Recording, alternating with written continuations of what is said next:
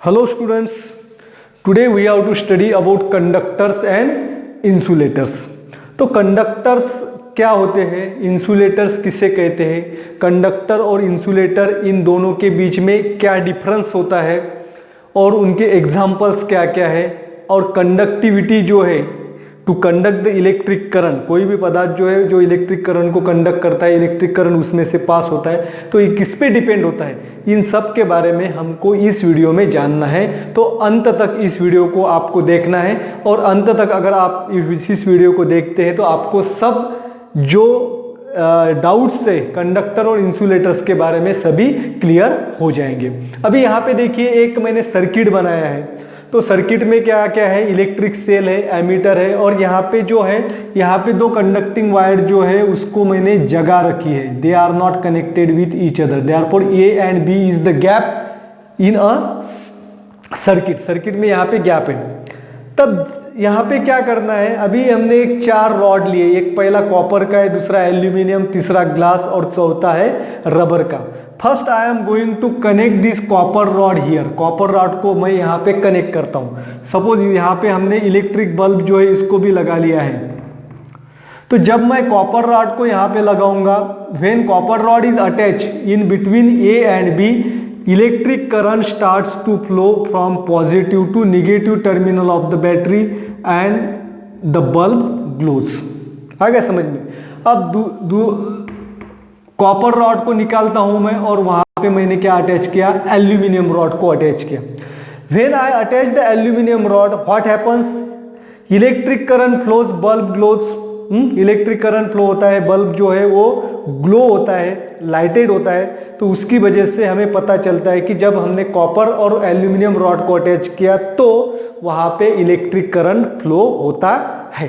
तो ये एमीटर जो है वो इलेक्ट्रिक करंट मेजर कर रहा है, लेकिन इलेक्ट्रिक करंट जो है उसकी वैल्यू अलग अलग, कॉपर और एल्यूमिनियम जो है, इसमें कॉपर का रॉड जब अटैच किया तो इलेक्ट्रिक करंट की वैल्यू हमें ज्यादा मिलती है, एल्यूमिनियम के रॉड में इलेक्ट्रिक करंट की वैल्यू कम मिलती है। यहाँ पे अज्यूम करना है सभी रॉड जो है उनका लेंथ और area of cross section same है, लेकिन मटेरियल अलग अलग है।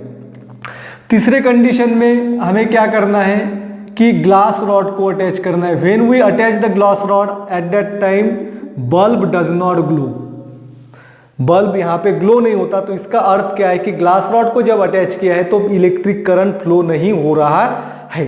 तो इसका अर्थ है कि ग्लास में से इलेक्ट्रिक करंट जो है वो फ्लो नहीं होता। फोर्थ कंडीशन में हम क्या करते हैं, अब यहाँ पे रबर जो है, रबर का जो रॉड है उसको अटैच करेंगे, तब भी लैंप जो है यहाँ पे लाइटेड नहीं होता है। तो इसका अर्थ यह है कि when we attach the copper and aluminum rod, the electric current flows through it, therefore it allows an current to flow।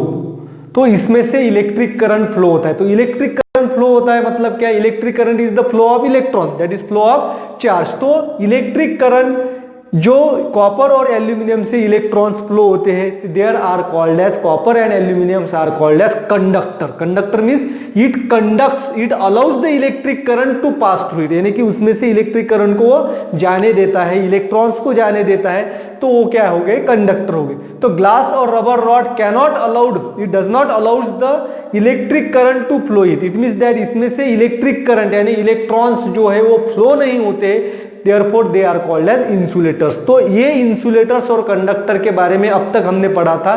तो conductors allows the electric current and insulators does not allows the electric current to flow through it. तो conductor में से electric current क्यों जाता है, insulator में से क्यों नहीं जाता है, तो इसका रीजन जो है वो हमें पता करना है। तो we have studied the resistance in electric circuit, electric circuit current electricity chapter में हमने रेजिस्टेंस के बारे में पढ़ा है। तो रेजिस्टेंस क्या होता है, तो resistance is inversely proportional to electric current और is inversely proportional to electric current. It means that more the resistance less will be the electric current. Resistance अगर ज्यादा है तो इलेक्ट्रिक करंट क्या होता है, उसमें से कम फ्लो होता है। अगर रेजिस्टेंस और बढ़ा देंगे, जिससे सबसे ज्यादा अगर हम उसको रेजिस्टेंस की वैल्यू जो उसको बढ़ाते जाएंगे तो इलेक्ट्रिक करंट जो है उसकी वैल्यू कम होती जाएगी। और एक कंडीशन ऐसी आएगी कि जब रेजिस्टेंस बहुत हाई हो जाएगा तो इलेक्ट्रिक करंट फ्लो नहीं होता है। तो इसका अर्थ क्या है, तो रेजिस्टेंस अगर कम है तो इलेक्ट्रिक करंट फ्लो होता है। तो इसका अर्थ यह है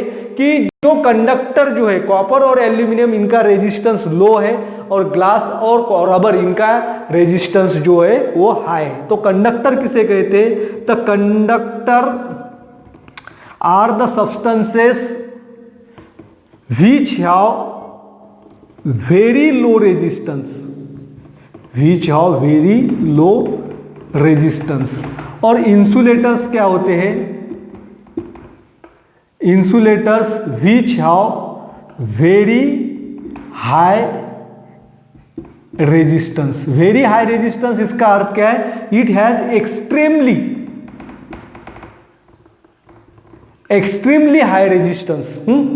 एक्सट्रीमली इसका अर्थ क्या है, इनफाइनाइटली हाई रेजिस्टेंस, इसका रेजिस्टेंस क्या है, बहुत ज्यादा है। अब रेजिस्टेंस और इलेक्ट्रिक करंट के बीच में क्या संबंध है ये तो हमने देखा है। तो रेजिस्टेंस अगर ज्यादा है तो उसमें से इलेक्ट्रॉन्स जो है उसको फ्लो होने के लिए, एक जगह से दूसरे जगह जाने के लिए उसको अपोजिशन ज्यादा होता है, उसको हैंड्रेंस ज्यादा होती है, जिसकी वजह से इलेक्ट्रॉन एक जगह से दूसरे जगह पे फ्लो नहीं होता है। तो कंडक्टर का रेजिस्टेंस कम है, तो रेजिस्टेंस कम होने की वजह से the electric current can easily flow through it, that is current flows easily through it, and here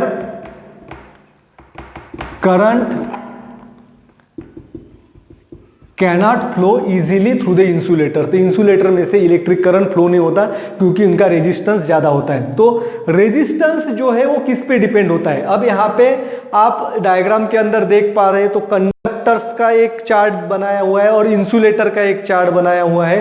तो इंसुलेटर्स जो है उनका रेजिस्टिविटी वैल्यू दी है और कंडक्टर जो है उनकी रेजिस्टिविटी वैल्यू दी है ओम मीटर में। तो कंडक्टर की जो रेजिस्टिविटी वैल्यू जो है, अब पहला जो है सिल्वर, उसकी रेजिस्टिविटी वैल्यू है 1.62 into 10 to the power -8 ohm metre.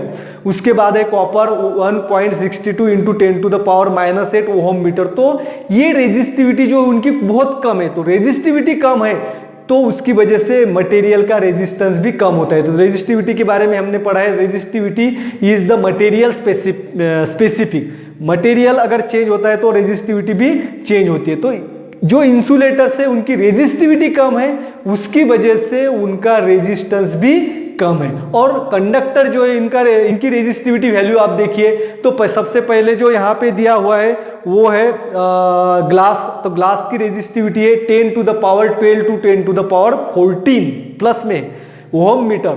और जो रबर जो है, तो रबर की वैल्यू जो है वो भी ज्यादा है। देन डायमंड की जो रेजिस्टिविटी वैल्यू है 10 to the power 12 to 10 to the power 13। It means that these are the insulator. तो ये सभी इंसुलेटर के एग्जांपल्स है, glass, rubber rod, ebonite rod. Ebonite rod जो है वो पेशियल टाइप्स का जो कार्बन रॉड होता है, एंड देन ग्लास रॉड होता है ebonite rod, then diamond, dry paper, all are the insulators. और कंडक्टर के अंदर आप देख पा रहे हैं जिसमें है सिल्वर है, कॉपर है, एल्यूमिनियम है, टंगस्टन है, nickel, iron, chromium, mercury, manganese, all these are the insulator जिनकी रेजिस्टिविटी कम है। तो कंडक्टर जो है उसमें क्या होता है, it has low resistivity and it has high resistivity, इनकी रेजिस्टिविटी ज्यादा होती है। तो कंडक्टर और इंसुलेटर्स इसमें जो है इलेक्ट्रिक करंट जब फ्लो होता है तो क्यों फ्लो होता है, इसका एक और रीजन है, conductors are generally made up of metals, all metals are conductor. और नॉन मेटल्स जो है, non metals are insulators.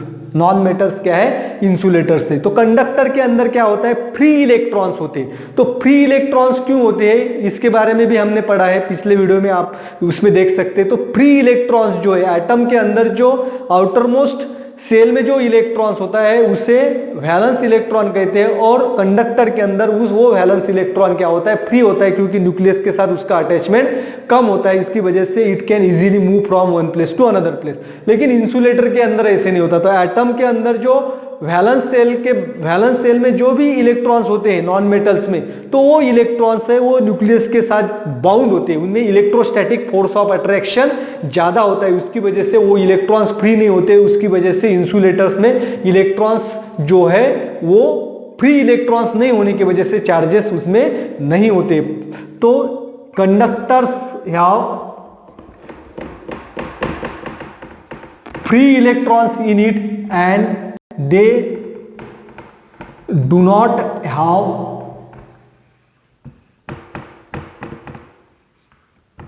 free electrons। तो आपको कंडक्टर और इंसुलेटर्स के बारे में पता, अभी सभी बातें जो है वो क्लियर होती हुई मुझे नजर आती है। तो अब देखिए एक क्वेश्चन से why conductors are, why some substances are conductor and why other substances are insulator. कुछ सब्सटेंसेस कंडक्टर होते हैं और कुछ सब्सटेंसेस इंसुलेटर होते हैं, ऐसा क्यों होता है? तो अभी हमने पढ़ा है, तो कंडक्टर्स क्यों होते हैं? जिनका रेजिस्टेंस ज्यादा है वो इंसुलेटर्स होते हैं, और जिनका रेजिस्टेंस कम है वो क्या होते हैं? कंडक्टर्स होते हैं। तो कंडक्टर के अंदर फ्री इलेक्ट्रॉन, जिस सब्सटेंस के अंदर फ्री इलेक्ट्रॉन्स है वो कंडक्टर होंगे, और जिनके अंदर फ्री इलेक्ट्रॉन्स नहीं होते वो इंसुलेटर्स होते हैं। तो our body is also the good conductor of electricity. Why can our body conduct electricity? हमारी बॉडी भी जो है वो इसमें से इलेक्ट्रिक करंट क्यों पास होते?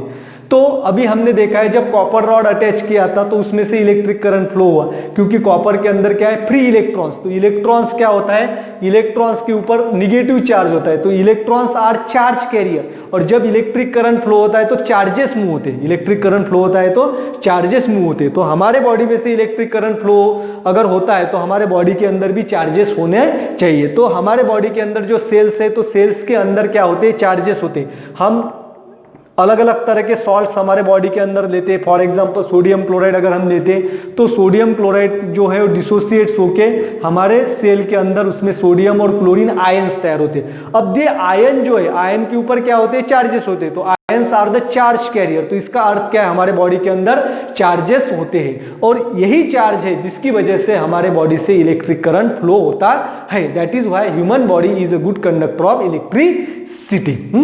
तो आशा करता हूं आपको ये सब कंडक्टर और इंसुलेटर के बारे में सभी चीजें जो है वो अच्छी तरह से समझ में आई होगी। तो यहीं पे मैं रुकता हूं। Thanks for watching complete video. Don't forget to subscribe the channel.